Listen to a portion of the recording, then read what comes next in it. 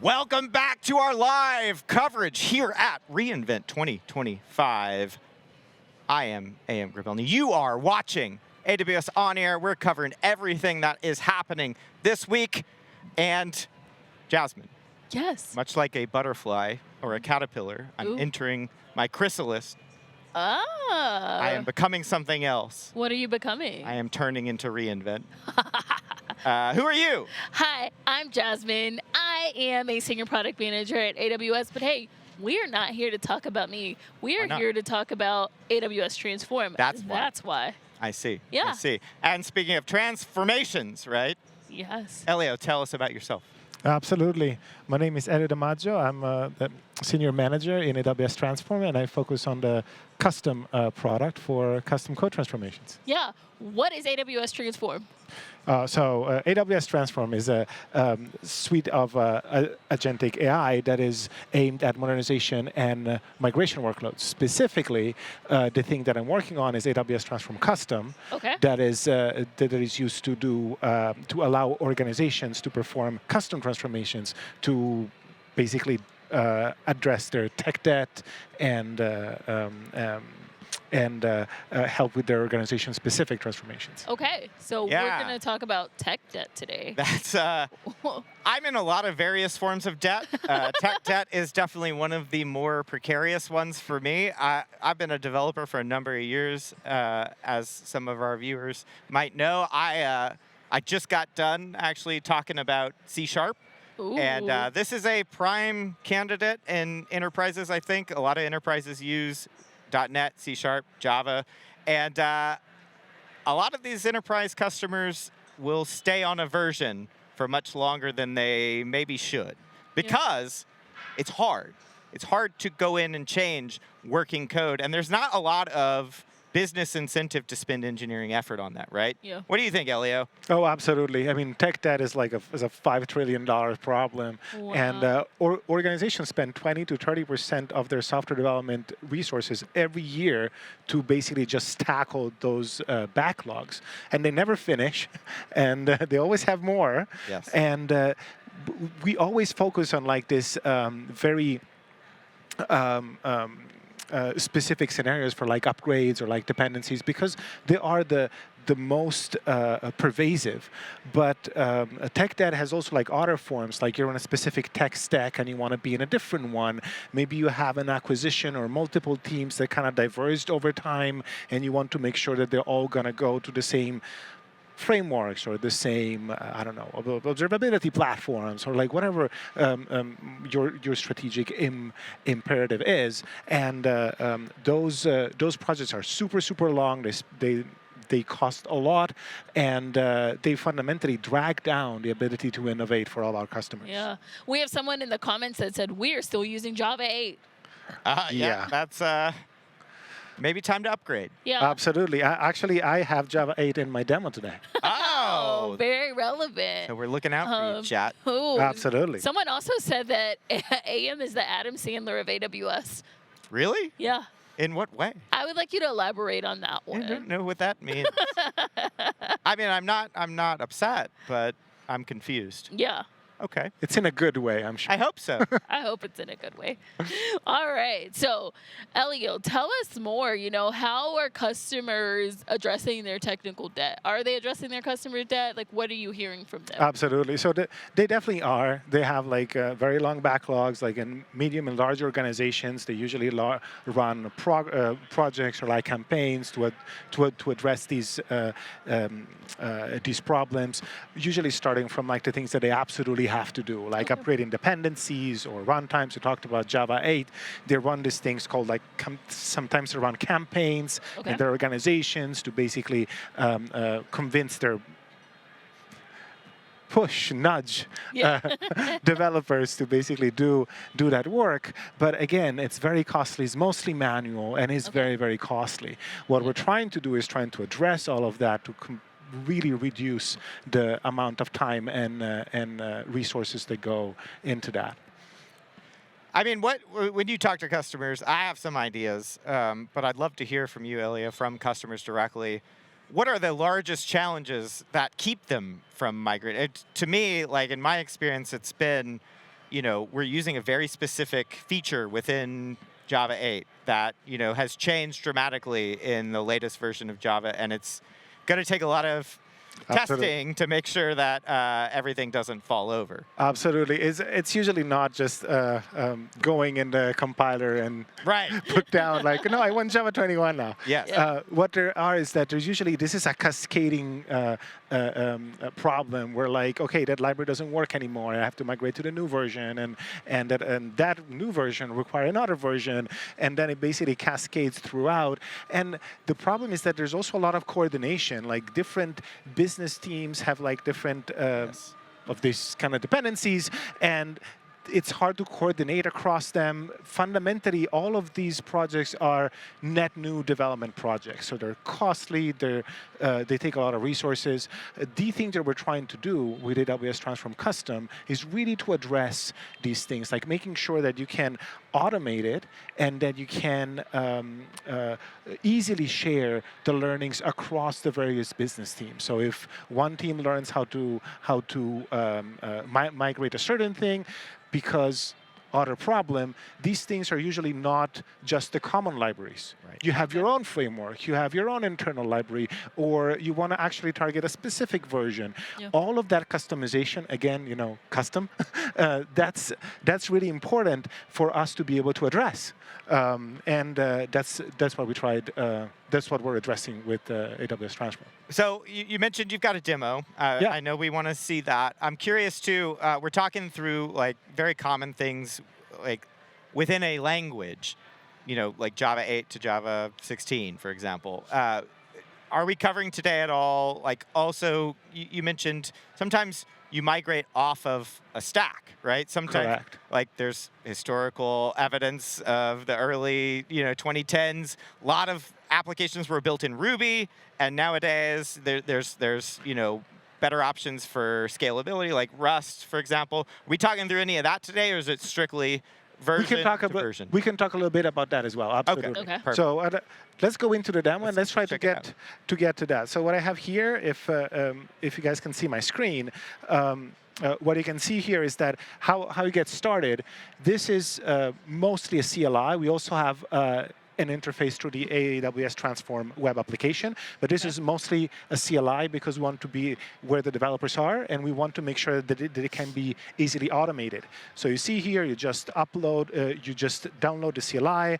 Configuring authentication is like your AWS CLI, and you just need IAM permission. Okay. So super quick, super easy, no complex setup, and you're ready to go. Now, I already did that. I run my CLI, AWS Transform, and I get greeted with this. It's like, okay, I can discover, create, and execute transformations. And here I can just ask what I want to do.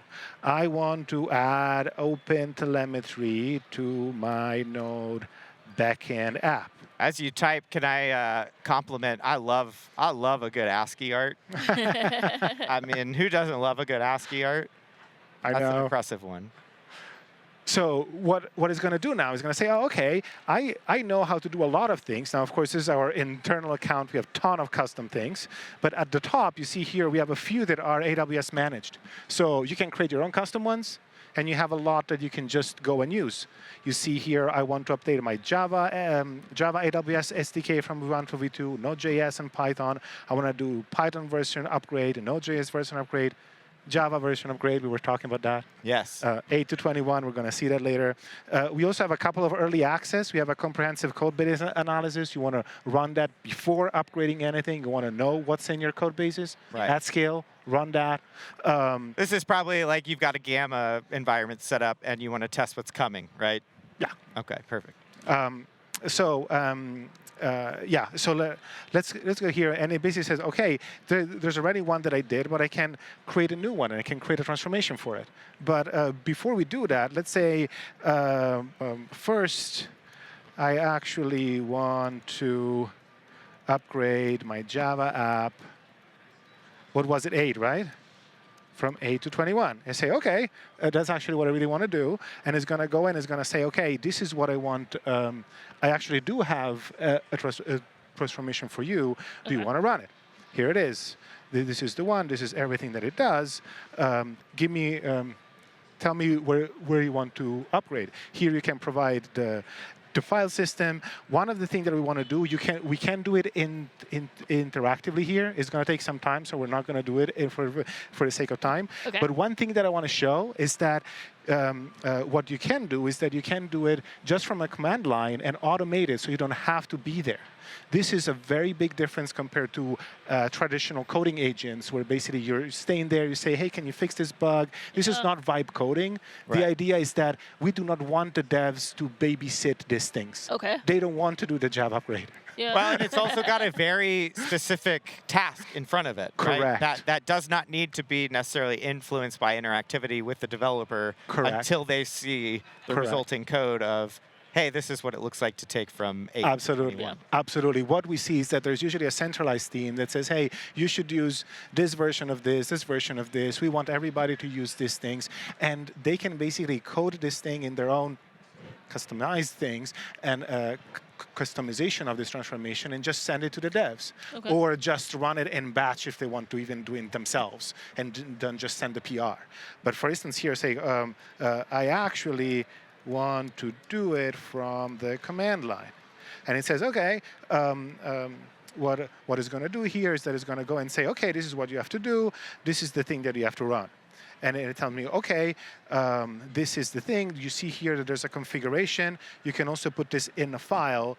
Here is where you want to put all your, I want this version, I want that version, this library.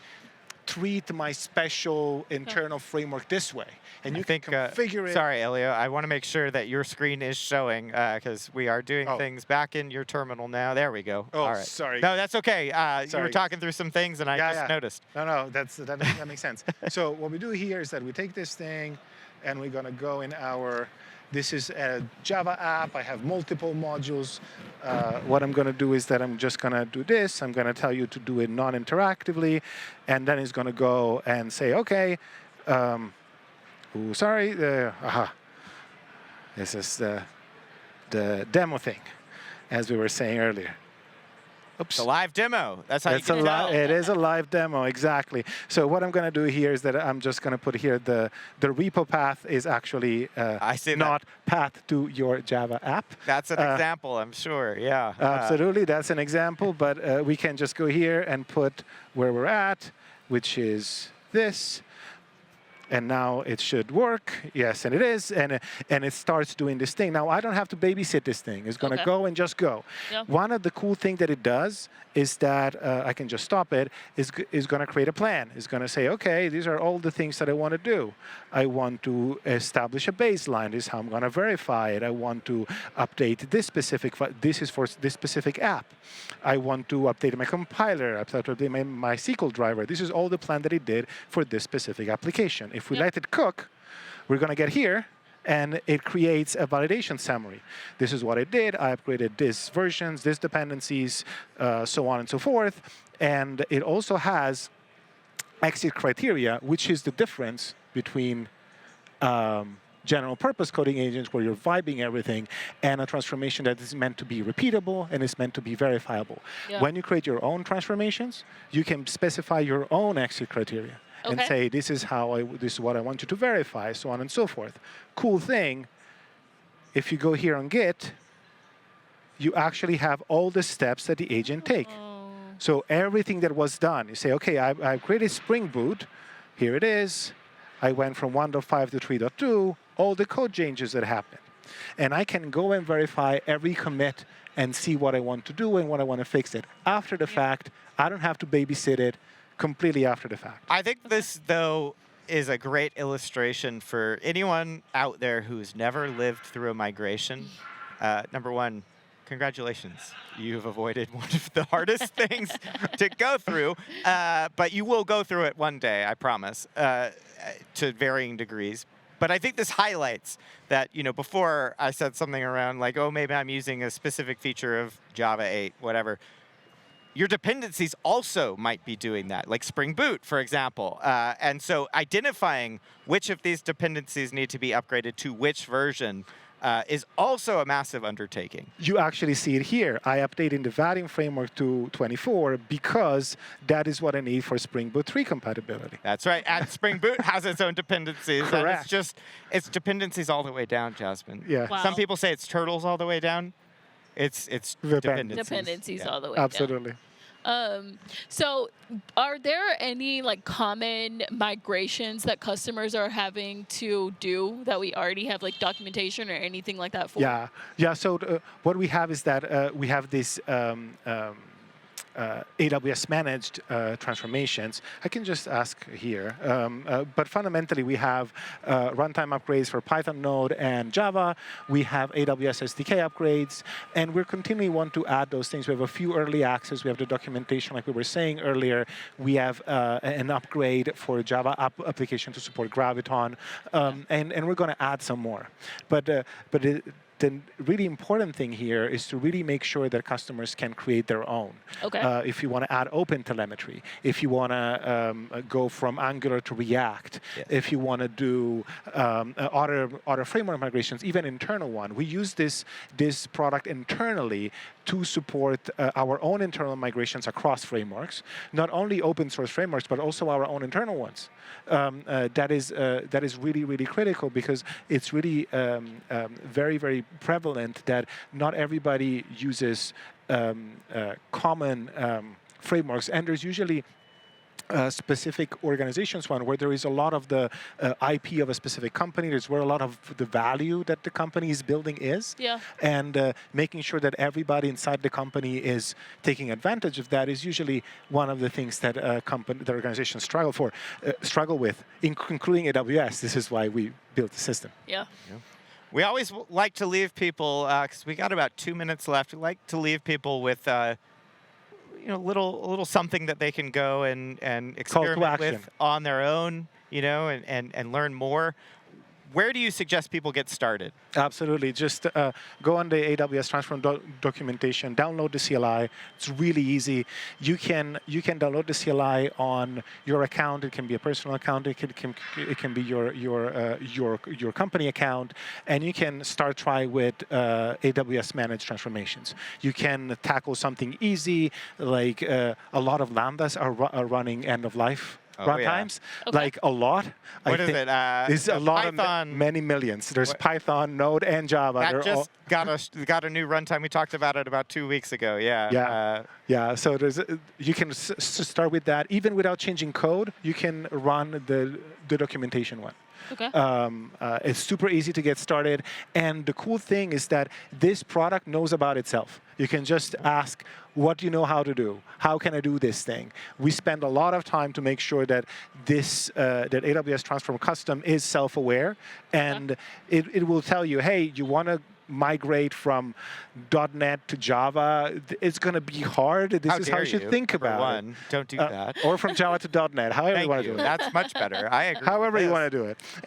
But fundamentally, that's how to do it. Just get started. It's super easy. Doesn't have a lot of requirements, and you can just get started right away. Yeah. It's not just vibe coding. This is for your transformation needs. Okay. Well, that's it. I think that's all. All right. Well, hey, we will be back with more AWS on Air, so stay tuned right here.